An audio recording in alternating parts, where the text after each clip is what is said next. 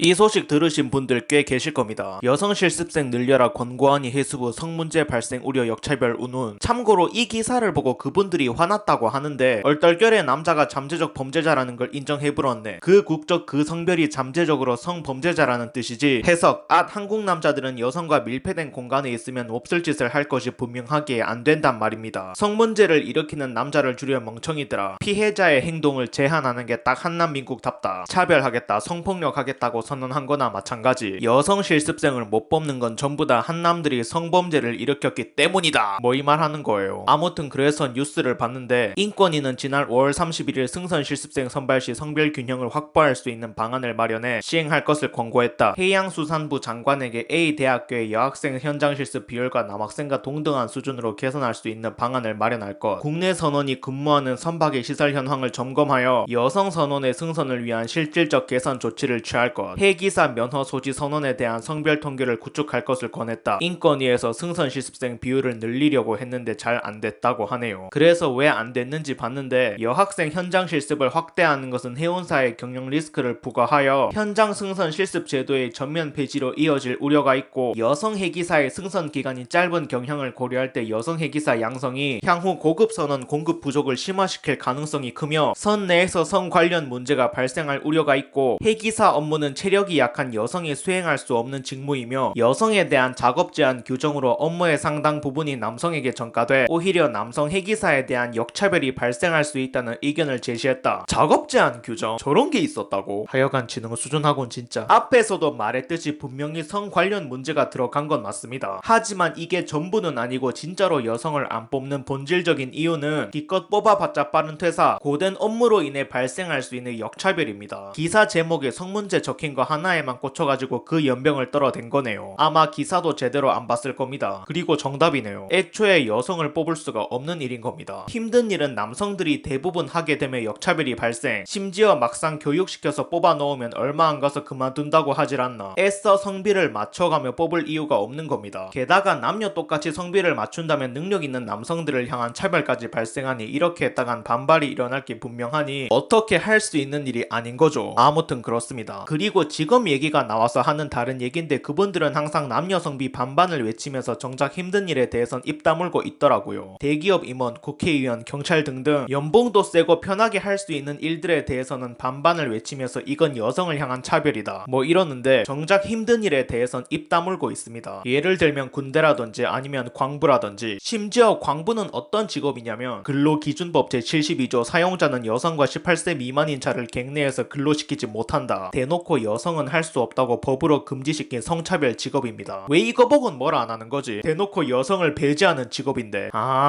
여자들은 힘들고 몸쓰는 일은 못한다고? 상하차 한 번이라도 해보신 분들은 아실 거예요. 저도 상하차를 여러 번 해봐서 아는데 상하차를 하러 택배사에 가면 보통 세 가지의 일을 시킵니다. 대표적으로 대한통운을 예시로 들면 첫 번째는 상차, 배송물을 택배차에 싣는 작업이에요. 두 번째는 하차인데 택배차에 실려있는 배송물들을 빼내는 작업입니다. 그리고 마지막이 분류인데 하차된 배송물들을 그냥 분류만 하는 작업입니다. 앞에 일들이 힘쓰는 일이라면 분류는 힘조차도 안 쓰는 꿀이에요. 주로 이런 일들을 누가 하냐? 여자들이 다 합니다. 하지만 우리는 왜 상차랑 하차 안 시키냐? 이건 차별이다. 남녀 반반 맞추자. 이런 말은 안 하더라고요. 힘들고 고된 일들은 똑같이 하기 싫으면서 좋아 보이고 돈 많이 받는 일들은 반반 하고 싶어 하는 모습. 이러니까 비페니즘 꿀빠니즘 소리가 나오는 겁니다. 하지만 이래놓고 하는 말이 뭐냐면 택배 상하차 알바가 400임. 한마디로 남자는 공부 좆도 안 하고 힘만 있으면 400 벌 수 있다는 얘기. 이케아 가구 조립은 500입니다. 심지어 힘도 필요 없는데 남자만 뽑아요. 씨발 택배남 월급 보고 현타 왔다. 택배남은 아무런 노력조차 하지 않고 500, 600을 받는다니 진짜 환멸이 난다. 그럼 니들도 하던가! 아무 능력도 노력도 필요 없는데 돈 많이 벌면 니가 그거 하면 되겠네!